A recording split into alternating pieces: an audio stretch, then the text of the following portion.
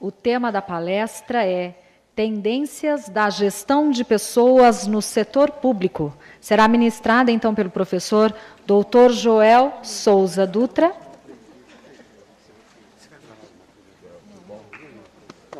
Eu só queria mencionar...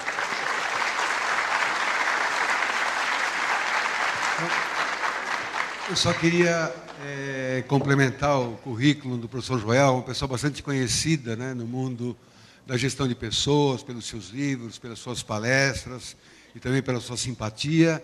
Mas ele agregou ao seu currículo uma prova de que ele não é covarde. Porque ele, além de ser porque o professor fala muito, né, e depois, se tem uma dúvida, manda ler algum livro, ou participar de um congresso, ou cita alguém de Harvard. Mas o Joel, além de ter uma atuação bastante intensa intelectualmente na área de gestão de pessoas, ele também ocupa o cargo de diretor-geral de recursos humanos da USP. Então, ele é uma pessoa que combina a garganta do professor com o espírito operário de quem tem que fazer as coisas. E isso dá um sabor especial à sua fala. Obrigado.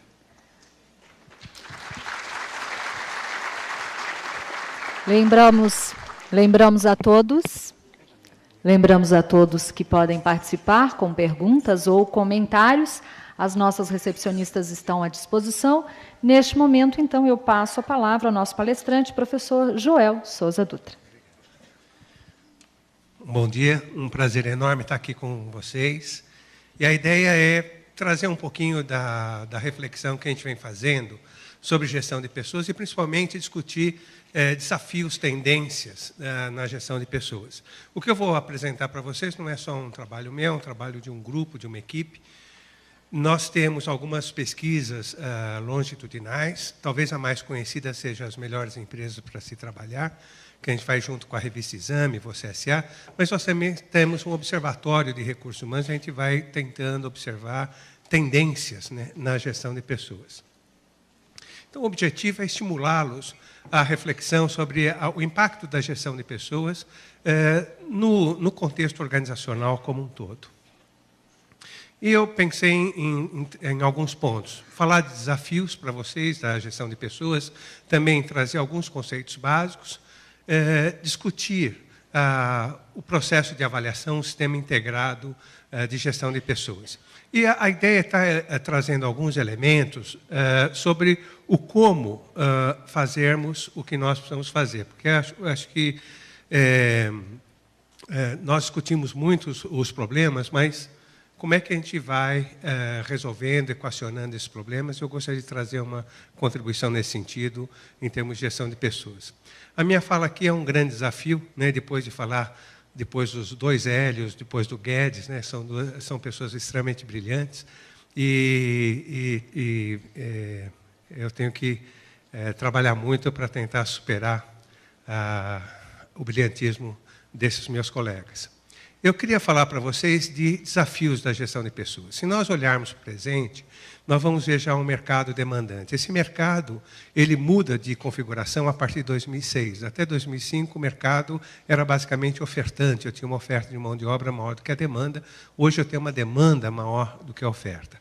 Isso tem gerado pressões, como aumento de salários de piso, de reajustes salariais, mas, principalmente, a gente tem observado uma mudança na expectativa das pessoas em relação às organizações. E aí eu queria trazer para vocês o resultado da nossa pesquisa, das melhores para se trabalhar.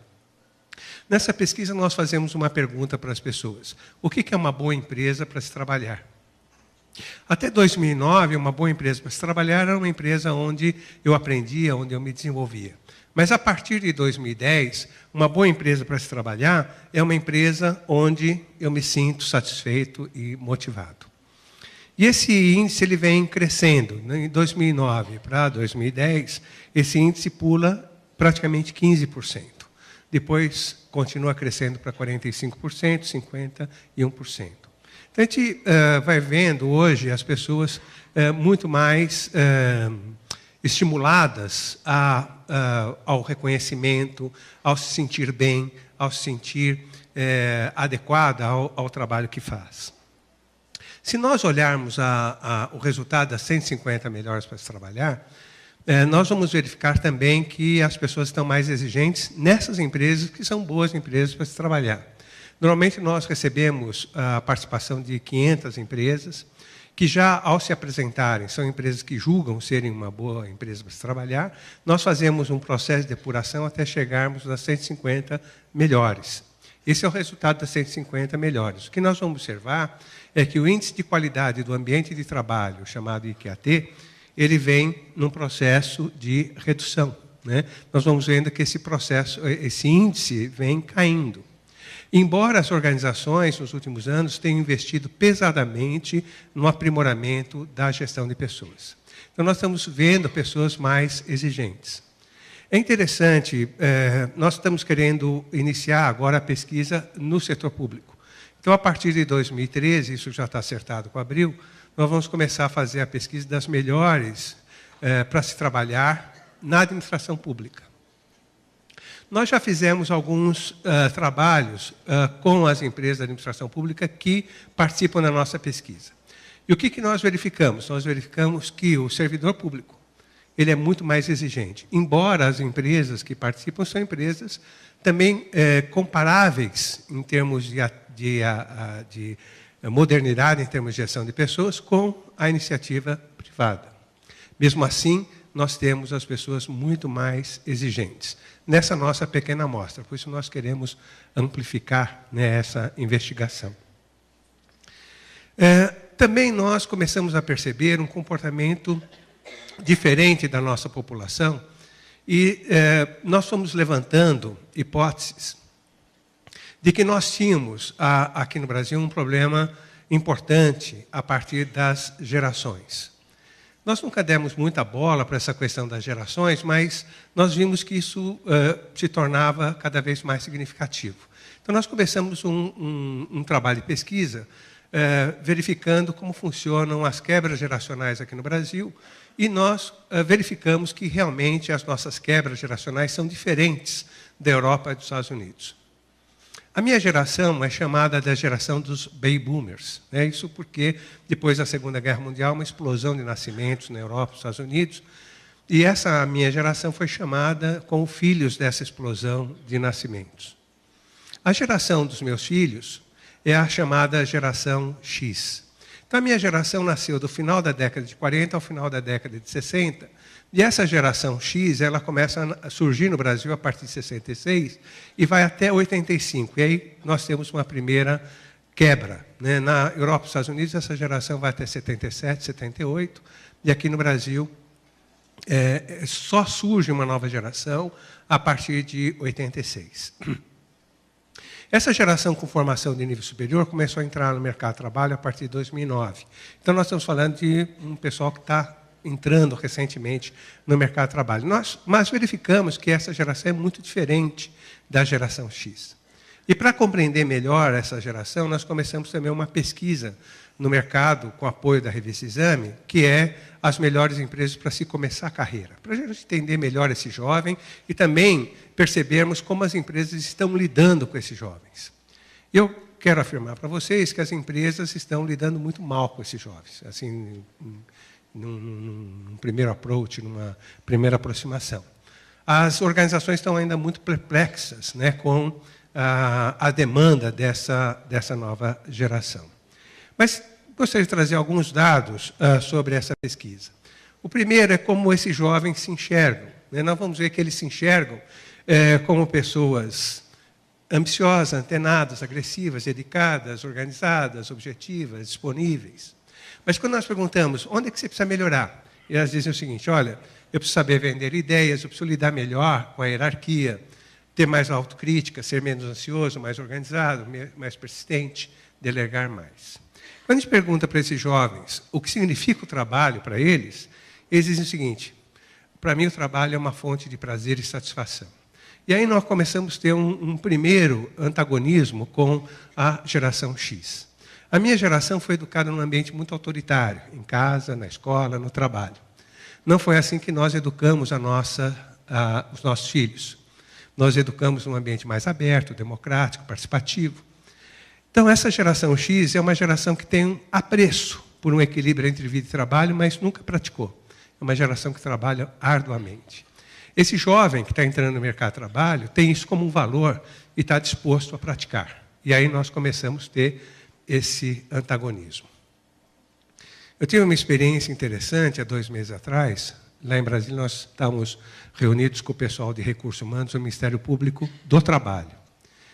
E de repente, nós estávamos falando sobre isso, e um jovem de 40 anos falou, é isso mesmo, esses jovens que estão entrando agora não querem nada com nada, o horário de trabalho deles é até às 3h30, é um jornal de 6 horas. Eu falei, esse pessoal, nós ficamos até 7 horas, 8 horas todo dia, esse pessoal jovem, 3h30 vai embora, é um absurdo e tal.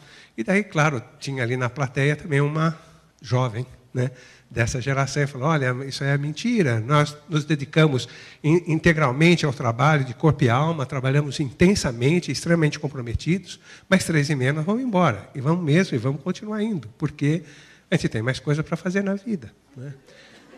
E daí uma pessoa da minha geração se levanta e falou, é isso mesmo, eu também trabalho até 7, 8 horas, mas está errado, né?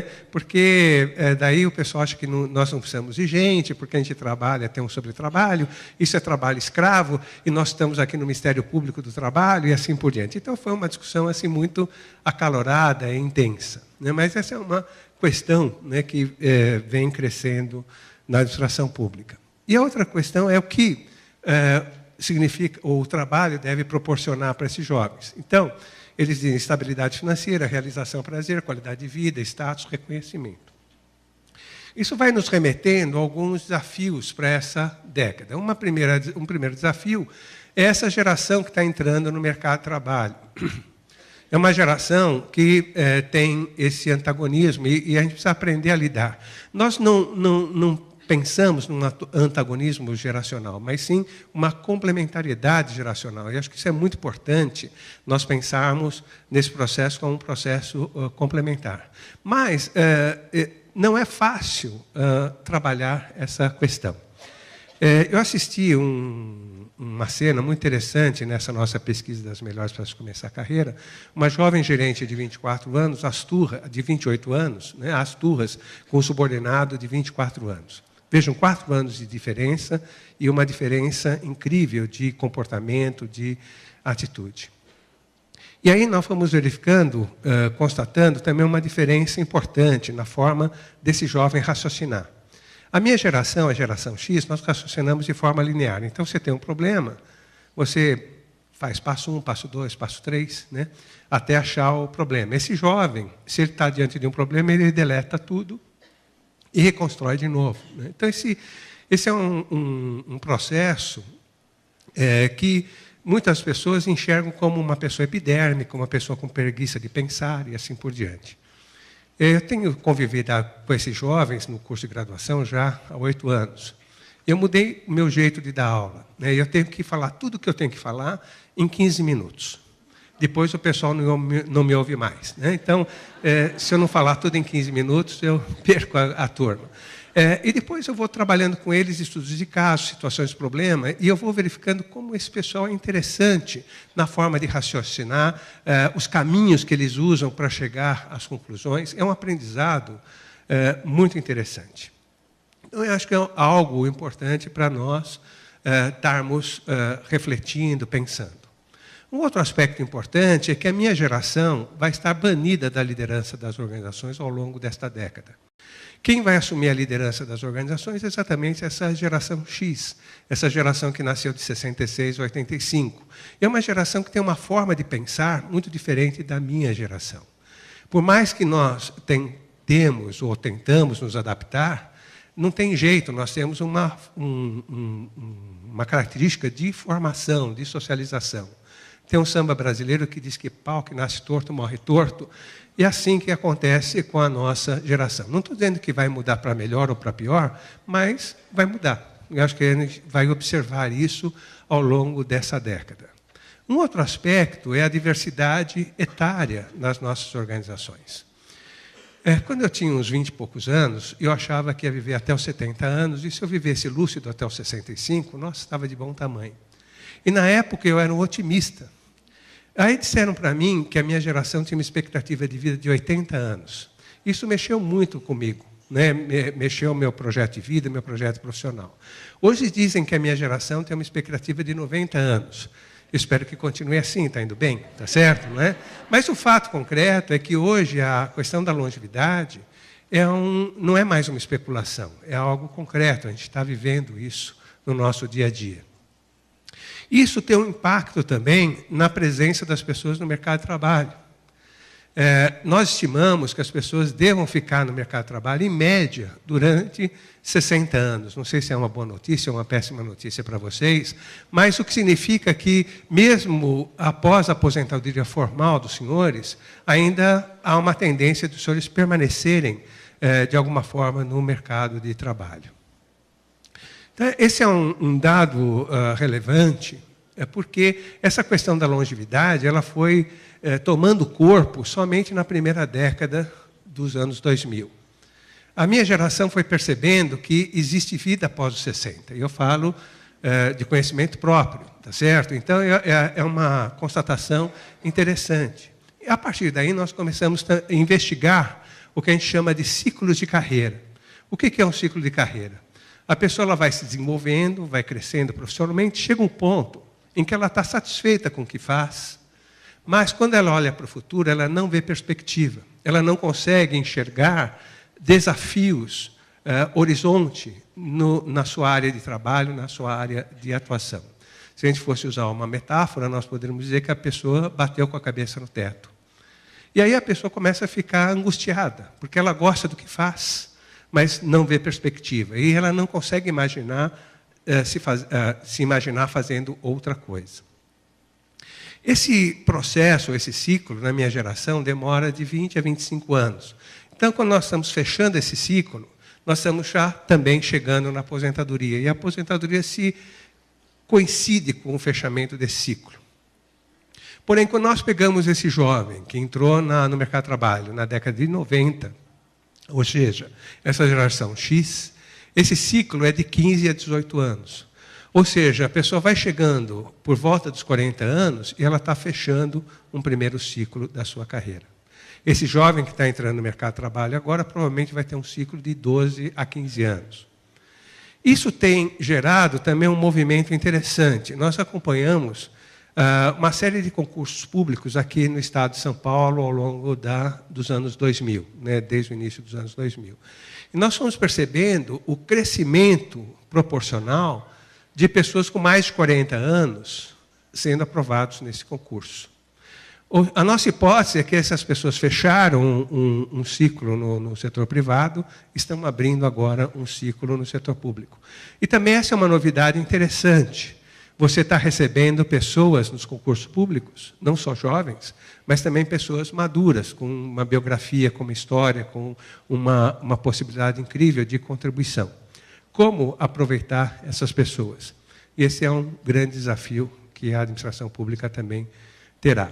Dessa nossa pesquisa, nós ficamos surpreendidos com uma empresa, num concurso público, numa organização, onde 12% das pessoas aprovadas tinham mais de 60 anos. Então, vocês vejam que é interessante nós observarmos esse movimento.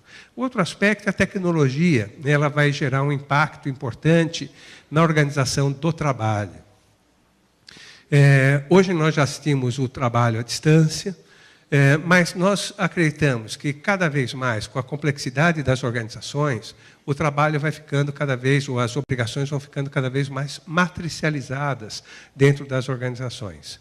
Essa é uma tendência já bastante presente na administração privada, e ela deve chegar também na administração pública, buscando efetivamente uma maior eficiência. Mas isso vai trazendo uma maior complexidade para a gestão de pessoas. E, finalmente, uma mudança de comportamento. Nós acreditamos que, ao longo dessa década, as pessoas vão cada vez mais valorizar um equilíbrio entre vida e trabalho. Não só essa nova geração que está entrando no mercado de trabalho, mas essa nova geração deve influenciar a geração X. Isso traz um ganho para o setor público, né? A administração pública tem muito mais condições de atração e retenção dessa população na busca desse equilíbrio, desde que ofereça outras coisas a mais, né? Eu acho que esse é o desafio da administração pública na competição por recursos humanos, por talentos, dentro desse mercado. Nós acreditamos que haja essa mudança a partir de duas evidências. Uma primeira é a mudança de comportamento na Europa, nos Estados Unidos. Na década de 90, se um casal nos Estados Unidos tivesse filhos, a mulher ia cuidar dos filhos e o marido continuava no trabalho. Então, a mulher tinha uma carreira truncada por conta dos filhos e o homem uma carreira linear. A partir dos anos 2000, se um casal tem filhos, a maior parte dos casais busca um emprego menos glamuroso, ganhando menos, para ter mais tempo para cuidar dos filhos. Esse movimento foi chamado nos Estados Unidos de opt-out, ou optar por sair. E foi tão grande que impactou na cultura, na relação das organizações com as suas pessoas. Aqui no Brasil, nós não temos esse fenômeno instalado ainda, mas ele tende a acontecer por conta dessa nova geração que está entrando no mercado de trabalho. E aí a vantagem de ter um pouco de maior quilometragem, de você já ter vivido certas coisas, e eu vivi a entrada da geração X no mercado de trabalho. E essa geração, quando entrou no mercado de trabalho, queria ter prazer em trabalhar. Nós achávamos um absurdo, né? Nós éramos a geração do dever, e aquela geração que a gente chamava geração tia, né? Porque nós chamávamos os nossos professores, senhor, senhora, já os meus filhos chamavam de tia, tio, né? Esse pessoal começa a entrar no mercado na década de 90 e queria ter prazer em trabalhar. Então, nós achávamos que essa era uma geração que não ia dar certo, né? Imagina onde já se viu querer ter prazer em trabalhar. O pessoal quer fazer corpo mole, não quer nada com nada. Então, a gente achava que esse pessoal não ia dar certo. Mas deu muito certo, e a ponto, inclusive, de ensinar para a minha geração a importância de ter prazer em trabalhar, de você se completar através do trabalho. Assim como a geração X influenciou muito a minha geração, nós acreditamos que essa nova geração que está entrando no mercado de trabalho vai influenciar muito essa geração X, essa geração que já está nas lideranças das organizações.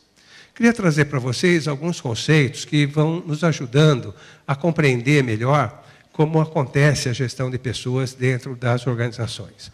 E um primeiro conceito que nos ajudou muito a entender esse fenômeno é o conceito de competência, que se fala muito, bom, vamos gerir as pessoas por competência. Mas vamos pegar esse conceito e compreender um pouquinho melhor. 2/3 das empresas públicas que usam o referencial de competência e metade das empresas privadas usam o conceito de competência associado à capacidade. Então, se a pessoa é capaz, ela é competente para. Nós vemos nisto alguns problemas, porque nem sempre a pessoa capaz ela tem condições de agregar valor para o contexto.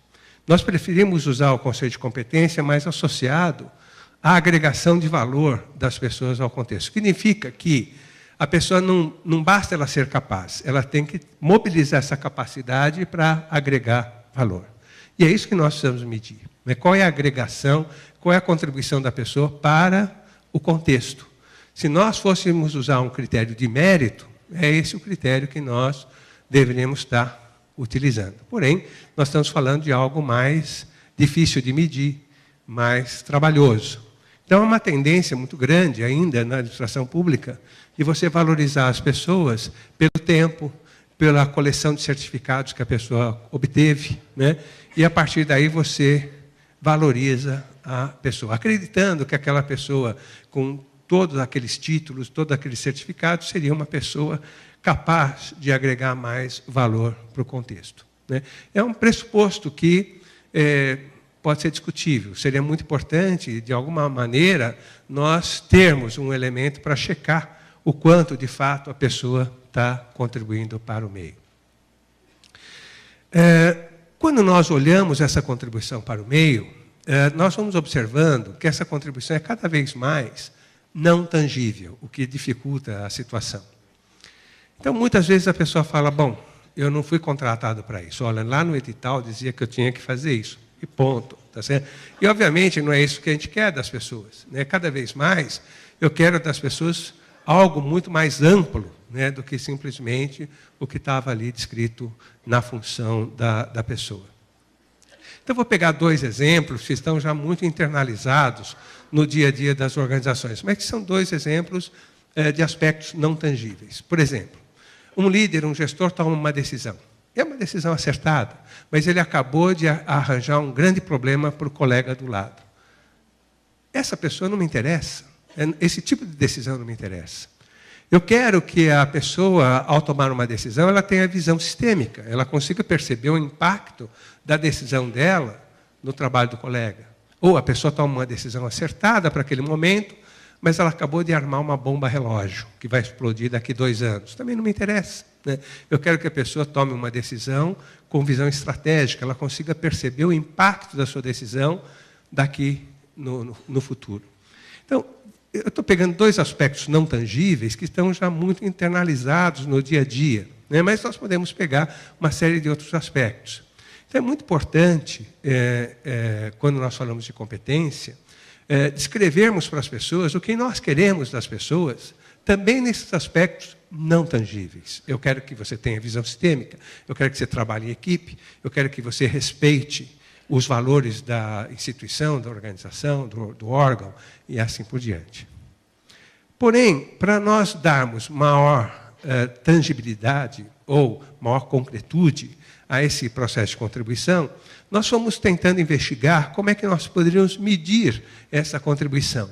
E nós verificamos que a gente poderia medir a partir da complexidade. Na medida que a pessoa vai lidando com maior complexidade, ela vai, naturalmente, contribuindo mais para o contexto.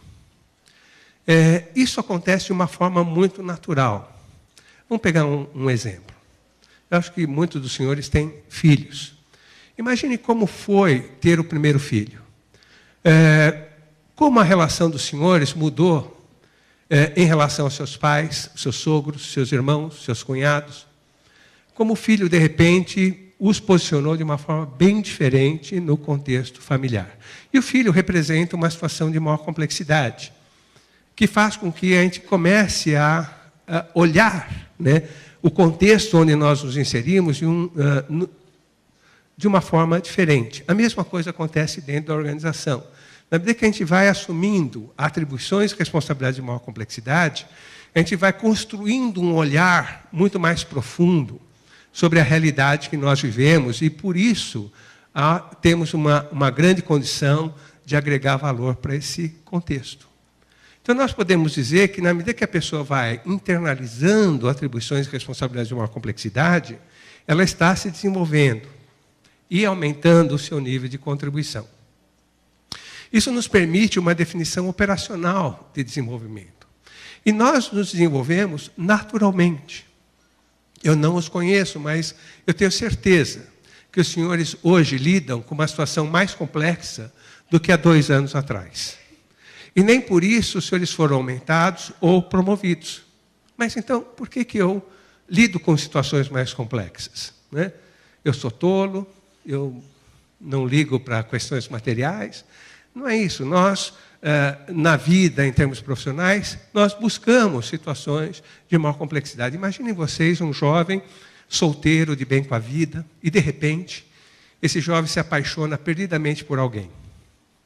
E, num ato assim, de absoluta insanidade, ele decide morar com esse alguém. Não é? Daí, a vida dele se torna muito mais complexa. Não é? E, se não bastasse isso, ele decide ter um filho com esse alguém. E aí vai, né? Então, parece que nós buscamos sarna para se coçar, abacaxi para descascar, né? Mas, claro, eu estou falando aqui do ônus da complexidade, e tem todo o bônus, né? A felicidade, o sentimento de inteireza, de plenitude, né? Isso que nós buscamos. E, por isso, na medida que nós consigamos estimular as pessoas a se desafiarem, ou a se desenvolverem, há uma tendência da maior parte das pessoas responder positivamente a esses estímulos, porque é natural. Isso também vai nos dando uma ideia de carreira, a carreira como uma sequência de degraus de complexidade. E é muito comum nós olharmos as pessoas e avaliarmos as pessoas pelo título da função, da posição da pessoa. E isso embaça a nossa visão da realidade. É muito importante a gente olhar, ou conseguirmos olhar as pessoas, pelo nível de contribuição que essas pessoas conseguem oferecer para a instituição. Mesmo que formalmente a gente não possa efetivar esse reconhecimento, mas de uma forma alternativa nós podemos. Né? Nós temos alguns exemplos, como o TCU, por exemplo, tem, o Tribunal de Contas da União, tem um esquema de premiação não financeira, que é muito interessante e funciona muito bem. Como é que nós mensuramos essa complexidade? De um lado, pelo impacto da ação, da decisão das pessoas. Nós conseguimos observar isso pelo nível de atuação, abrangência de atuação, escopo de responsabilidade. Quanto menos estruturada é a atividade, mais complexa. Quanto maior o nível de autonomia decisória, maior a complexidade. E há uma relação dessa complexidade com a remuneração. Na medida que a pessoa vai lidando com maior complexidade, o valor dela para o mercado também aumenta. Por que isso? O mercado, em termos de remuneração, funciona numa lógica microeconômica, oferta e demanda. Se eu tenho uma grande demanda por alguém e baixa oferta, os salários sobem. Quando eu preciso de uma pessoa para lidar com alta complexidade, essa pessoa é rara na organização, é rara no mercado, e a agregação de valor dela para a organização é muito grande. Por isso ela é extremamente valorizada. E o que acontece na administração pública? Em muitas carreiras, nós temos horizontes salariais muito restritos. A pessoa entra dentro dessa carreira, ela se desenvolve e ela não tem muita opção salarial. E ela, muitas vezes, é muito valorizada fora do contexto organizacional. E muitas pessoas acabam ficando de corpo presente na organização, mas não mais de alma, como foi dito, quer dizer, de tentar cativar ou buscar o coração, né, das pessoas. Né? O Guedes trouxe essa discussão. Então, essa é uma questão importante para a nossa análise. Embora a gente não se compare, ou fique difícil a gente comparar com o setor privado, é muito importante nós pensarmos que existe uma dinâmica de mercado em termos de remuneração, e se você não observar essa dinâmica, você não consegue competir com o mercado. Por exemplo, na Universidade de São Paulo, há 1 ano e meio atrás, nós elevamos todos os pisos salariais em 25%, porque nós não conseguíamos mais atrair pessoas de nível médio, pessoas de nível superior nos nossos concursos. Nós fazíamos concurso e não aparecia ninguém, né? Exatamente porque os nossos salários eram um pouco competitivos. Um aspecto importante é que, na medida que a pessoa vai lidando com maior complexidade, ela vai, naturalmente, se desenvolvendo, andando na carreira e valendo mais. O ponto é, o que permite a uma pessoa lidar com maior complexidade? E o que permite a pessoa lidar com maior complexidade é uma maior compreensão do contexto. Na medida que a pessoa amplia essa compreensão do contexto, ela naturalmente lida com maior complexidade. E essas duas coisas acontecem concomitantemente. Eu sou desafiado a uma situação mais exigente, eu só consigo dar conta se eu ampliar a minha visão do contexto. Ao fazê-lo, eu me habilito a situações mais complexas. Então, se uma pessoa lida com esse nível de complexidade, é porque ela tem a compreensão do contexto equivalente. Nós chamamos isso de nível de abstração. Na medida que a pessoa aumenta o seu nível de abstração, ela vai lidando com maior complexidade. Como é que as pessoas aumentam o seu nível de abstração? Através da experiência e através da formação, ou de ambos. Só para ilustrar essa situação, a gente sempre viu essa relação entre complexidade e nível de abstração. Vou contar um caso para vocês. Uma amiga minha, pesquisadora inglesa, ela foi fazer um trabalho na África do Sul, numa mineradora de ouro.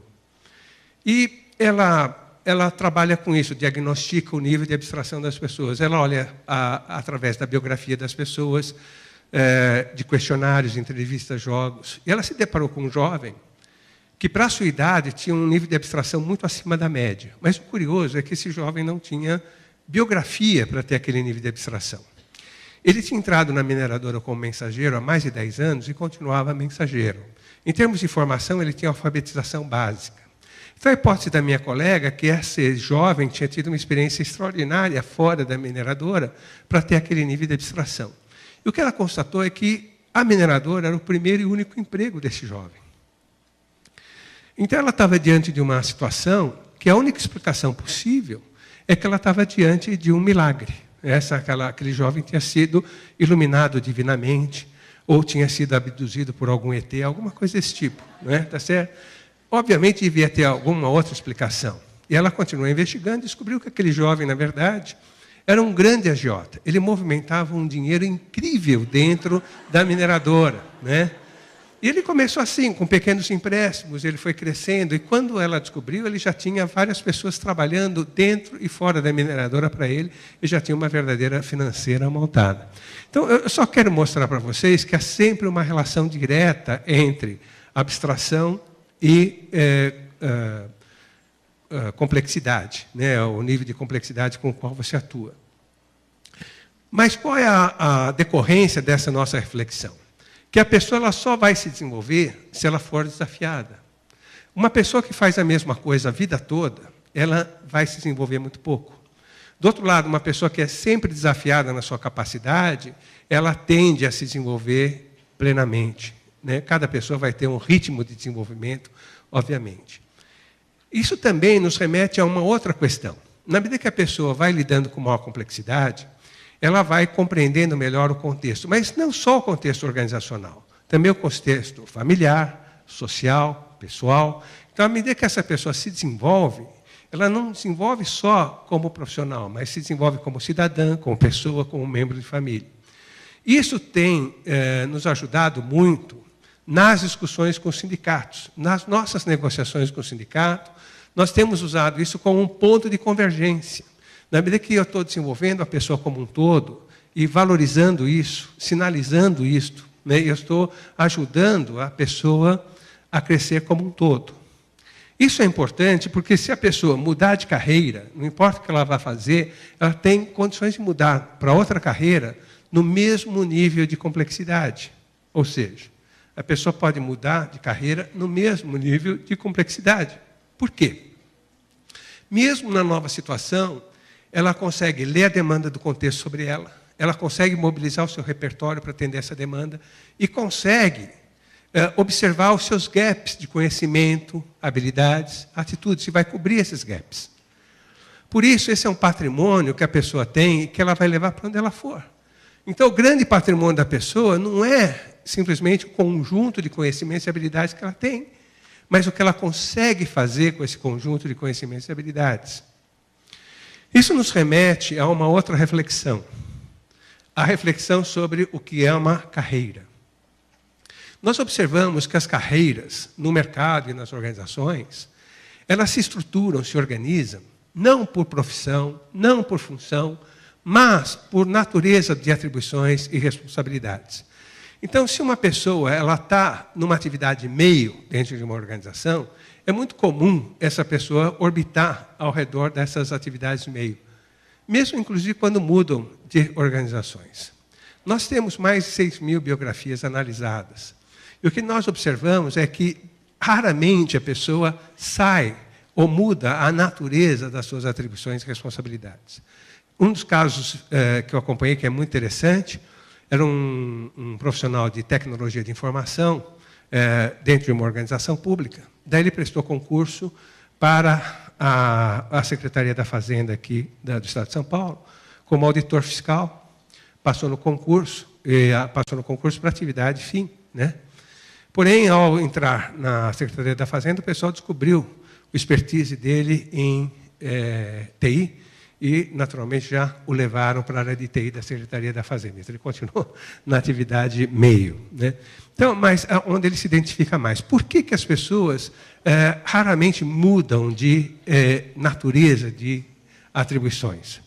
Porque aqui, na mesma carreira, ela está mobilizando conhecimentos e habilidades de mesma natureza de forma cada vez mais complexa. Quando ela muda de trajetória, o que acontece? Nessa nova trajetória, antes de ela se desenvolver, ela vai ter que consolidar uma massa de conhecimentos e habilidades de natureza diferente. Então, sempre que você muda de trajetória, você tem uma interrupção do seu processo de desenvolvimento. Mas tem um aspecto mais marcante. A carreira nos faz construir o que nós chamamos de identidade profissional. Sempre que a gente muda de carreira, nós estamos mudando a nossa identidade profissional. Isso tem um estresse psicológico natural. E esse estresse psicológico, ele tem algumas fases típicas. Eu vou contar um caso para vocês, só para ilustrar.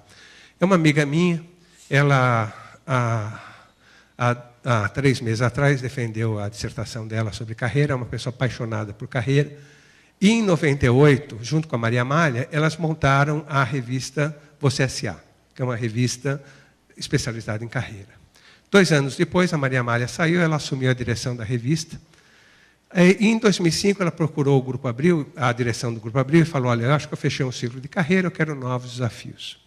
No final de 2006, a direção do Grupo Abril chegou para ela com um novo desafio, montar um canal de TV especializado em gestão de carreira, que era tudo o que ela queria, mas deu um frio na barriga. Eu acho que vocês devem ter vivido isso já na vida. Você tem um grande sonho e, de repente, aquele sonho se realiza. Daí fala, meu Deus do céu, e agora o que eu faço? Né? Porque, enquanto era um sonho, estava ótimo. Né? Agora, tem uma responsabilidade em relação a isso. Então, a Maria Tereza Gomes, que é essa pessoa, ela ficou 1 mês e meio sem dormir e, após esse processo, ela decidiu assumir o desafio. E se sentiu aliviada na hora que ela tomou essa decisão. Então, essa é a primeira fase do processo, quando você decide sair de uma situação de conforto profissional para o desconhecido. Mas é um processo racional, porque você sabe que ali onde você está, você não tem mais perspectiva. Né? Então, é importante essa mudança. Mas você também sabe do ônus que vai ser esse processo de mudança. Mas aí a Maria Tereza, que é uma pessoa especializada em carreira, achou que seus problemas tinham acabado ali. Mas não, ela só tinha fechado a primeira fase do processo. Fevereiro de 2007, ela tocou a edição da revista. Março de 2007, a Juliana, que é a atual diretora de redação, assumiu a edição da revista. E, de repente, ela se viu entregando seu filho querido, né, que ela viu nascer, que ela fez crescer, para uma outra mãe cuidar. E aí, deu uma dor no coração terrível. E essa segunda fase, ela é basicamente emocional, não é racional. Por mais que você esteja preparado, o baque é muito grande. E, nesse caso, você não pode visitar o filho, porque é ingerência. Então, essa fase é a fase de renúncia da sua identidade. Né? Você está renunciando, aquilo não te pertence mais. Então, você tem que lidar com o sentimento de perda, né? De algo que você construiu durante uma boa parte da tua vida. Daí ela entrou numa terceira fase, que nós chamamos de limbo. O Papa Bento XVI falou que não tem mais limbo, mas em carreira tem, e é exatamente esse momento, né? Onde você abandonou a sua identidade anterior, mas não consolidou uma nova identidade. Então você fica sem chão. A partir de setembro de 2007, a TV Ideal foi ao ar, e a Maria Tereza achou que os seus problemas tinham acabado, mas ela estava entrando na 4ª fase desse processo. A Maria Tereza Gomes é uma pessoa tímida e introvertida, ela continua tímida e introvertida até hoje. Escrever uma revista, não tem problema, você está protegido por 4 paredes. Mas numa TV, você tem que expor a sua figura. E ela teve que aprender a lidar com a sua introversão e com a sua timidez. Essa é uma fase terrível, porque uma série de comportamentos que eram adequados na carreira anterior já não são mais nessa nova carreira. E você tem que aprender coisas novas. Por que eu estou trazendo isso para os senhores? Porque quando uma pessoa sai de uma atividade técnica, funcional, e vem para uma atividade de gestão, ela está fazendo uma mudança de carreira. Por quê? O gestor, numa organização, não é simplesmente a pessoa que lidera pessoas. O gestor é uma pessoa que gerencia recursos escassos dentro da organização. Então, o gestor se caracteriza pelo fato de ele estar na arena política da organização. Muitas pessoas têm capacidade técnica para vir para cá. Mas aqui não é uma questão de capacidade, é de valor. Tem pessoas que não gostam, não valorizam a arena política. Novamente, se nós fôssemos usar uma metáfora, essa pessoa ela não tem estômago para a arena política. Né? Então, eu gostaria de trazer essa reflexão para os senhores, porque na administração pública, você acredita que o gestor está gestor. Eu queria dizer para vocês que não, o gestor, na hora que faz essa transição, ele é gestor, né? E se ele voltar para cá, ele vai ter que fazer uma nova transição de identidade profissional. Por isso, nas nossas pesquisas na administração pública mostram que as pessoas que efetivamente fizeram essa transição, mesmo que elas percam o comissionamento, mesmo que elas percam o seu posicionamento, elas não saem da arena política. E é só uma questão de tempo essa pessoa voltar a ocupar uma posição de chefia. Do outro lado, eu tenho pessoas que, por não terem estômago para a arena política, nunca mudam de identidade. Ela tem o título de gerente, de gestor, mas continua com a sua identidade aqui. Ela continua atuando como um técnico, como um especialista funcional. E, obviamente, quando ela perde o comissionamento, ela volta para a posição técnica com muita facilidade, porque em nenhum momento ela fez uma mudança de identidade, né? Só que isso é terrível, porque a pessoa que não ocupa o seu espaço político, o espaço político da sua unidade, ela permite que outras pessoas ocupem. Espaço político nunca fica vazio, não é?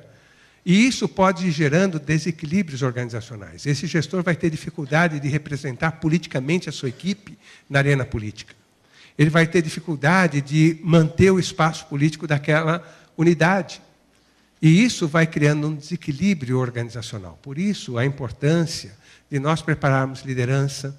A discussão hoje de processo sucessório na administração pública é uma discussão posta, né? Nós já temos algumas experiências de estruturação de processo sucessório na administração pública. Então, é uma questão nova em termos de gestão de pessoas, uma questão agora de fronteira, de vanguarda, né? A preparação das lideranças, você assegurar que a pessoa que está vindo para cá realmente tem o perfil, tem o estômago para a arena política. E não adianta simplesmente jogar as pessoas para cá. Você precisa preparar, você precisa expor essas pessoas para a arena política, né? Senão você joga a pessoa na jaula do leão e, se o leão comer, você deu a oportunidade à pessoa que não soube aproveitar, não é? Se o leão não comer, ótimo, eu tenho aqui um bom gestor.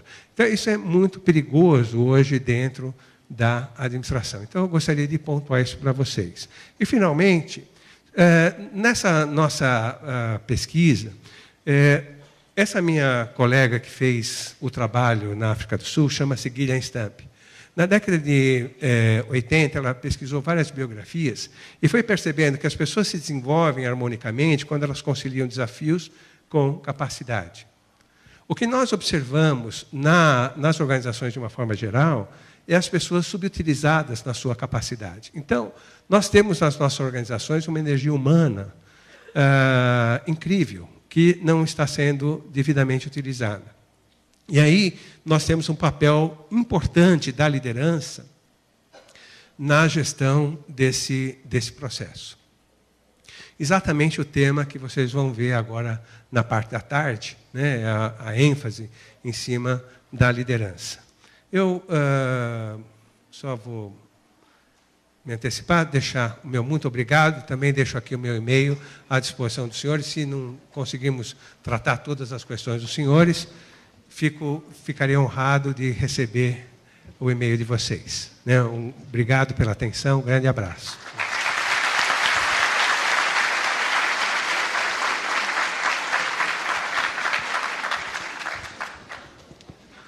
Bom, professor, nós agradecemos aí a sua palestra, e até por pertencer a essa geração que o senhor falou, aquela autoritária e criada, eu posso dizer com certeza que a gente vive esse choque no dia a dia. Um comentário muito pessoal, até para agregar nos seus estudos, é que a dificuldade da nossa geração, em relação a que está aí, está chegando, é realmente o comprometimento. O comprometimento que nós tínhamos está bem diferenciado do comprometimento atual. A busca do conhecimento no passado, ela foi feita num determinado formato. Hoje, a busca do conhecimento é pela facilidade. O nosso foi pela dificuldade. E isso nos fez diferente. Então, hoje, eu convivo com 2 gerações, a minha e uma que veio muito depois, no local onde eu atuo, veio muito depois, até por questões de governo, e elas foram chegando agora, nos últimos 5, 6 anos. Então, bastante jovens, né? Então, esse choque, acho que é um dos maiores desafios enquanto gestor, né, de uma unidade que tem as suas implicações e que tem. A única coisa que eu deixo assim da fala do senhor é que a gente precisa acreditar um pouco que, mesmo com todas essas diferenças, eles são, sim, tão capazes como nós já fomos, né? Esse congresso, ele foi realizado por jovens. Então, não foi a equipe madura da unidade central que o concebeu, né? Então, aí até os meus cumprimentos à equipe, né? Que é só uma questão de oportunidades, né? E a gente tem uma visão um pouquinho diferenciada sobre isso tudo e de como lidar com essas diferenças, que não são fáceis. Tem 2 perguntas aqui. Uma delas diz assim, que entre as práticas adotadas pelas empresas, que tem o foco na motivação e na satisfação, eles empregam várias práticas, tipo, lhe dar aqui alguns exemplos, salão de jogos, sala de descompressão, horários flexíveis de trabalho, etc. Então, aqui ele diz, como é que o cidadão, se isso levado, acredito, na empresa pública, como o cidadão e a mídia, né, encarariam essa situação no âmbito público, né? E se o senhor tem algum exemplo que o senhor possa citar, né, de práticas do gênero no âmbito público. E a outra aqui, que a pessoa diz que vê o teletrabalho no setor público, especialmente na sua convenção, permitir que o trabalho em equipe e o foco seja exclusivo em resultados. Então, é uma pergunta que ele faz, tá? Passo aqui.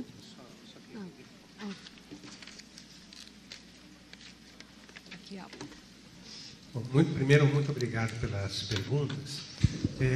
Com relação à prática de descompressão, de lazer, de respeito às pessoas, como o Guedes trouxe aqui, a humanização do trabalho, a gente tem visto muito bons resultados. A gente tem acompanhado algumas experiências interessantes.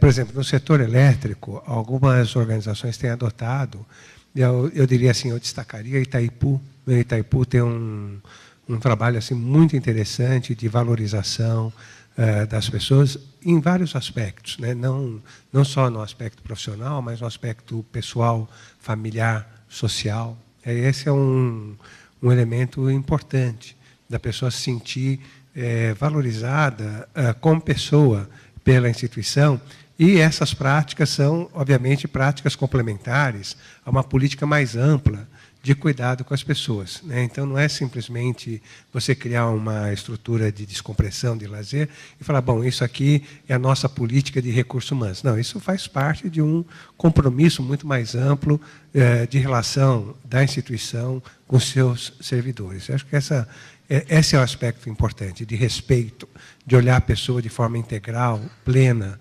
Eu acho que esse na verdade, é o ponto. E isso daí vai gerando uma série de ações, de alocação de recursos, de prioridades na gestão de pessoas. O teletrabalho, a gente está vendo como um processo crescente no setor privado. E isso tem implicado, inclusive, a redução de espaço. Algumas empresas colocaram como um target a redução do espaço de 100 para 30. E o espaço dentro da organização passa a ser um espaço virtual, dividido com outras pessoas. Ou seja, eu não tenho mais a minha mesa, não tenho mais a minha sala. Não é? Eu tenho o meu trabalho e, de repente, eu estou lá na organização como um espaço também virtual. Naturalmente, você sair de algo tradicional para algo totalmente virtual tem um processo, não é algo que vai acontecer de forma atabalhoada.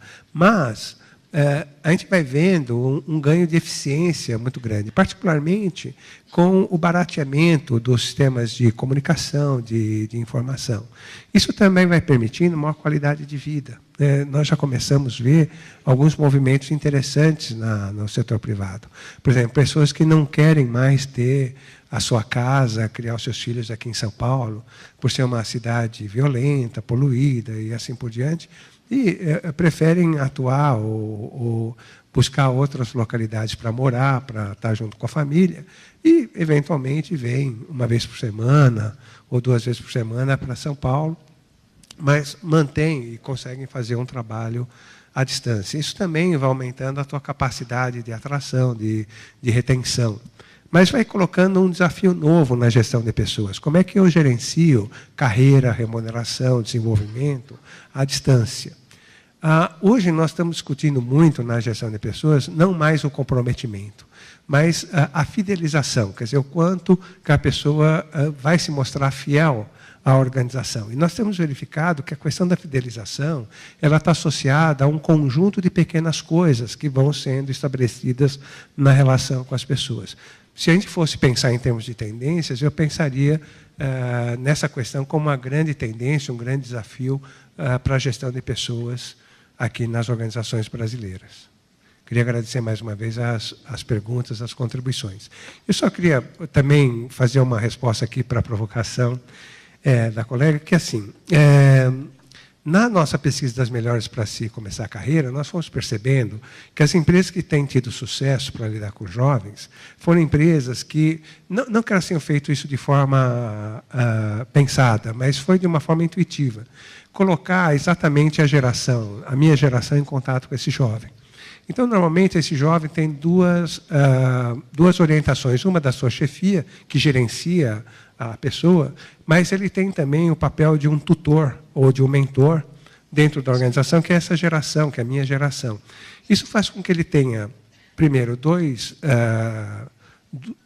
interlocutores dentro da organização, isso aumenta a capacidade de retenção. E o outro aspecto é o aspecto dessa pessoa se desenvolver mais rápido.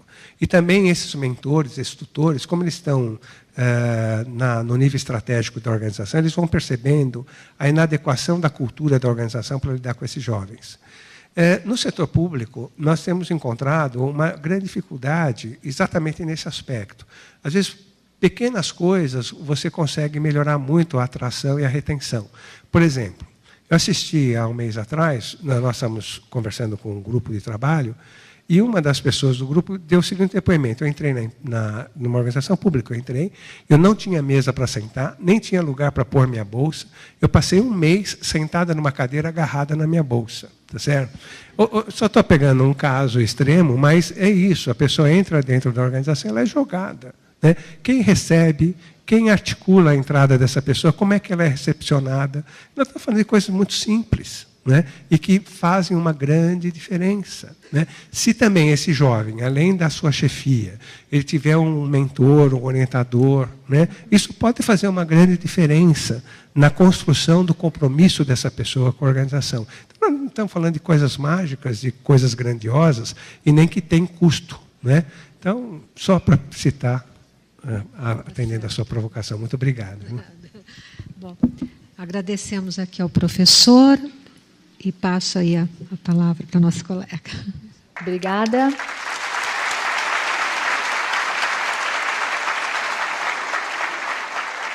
Obrigada, senhora Ivani, professor Joel, pela palestra.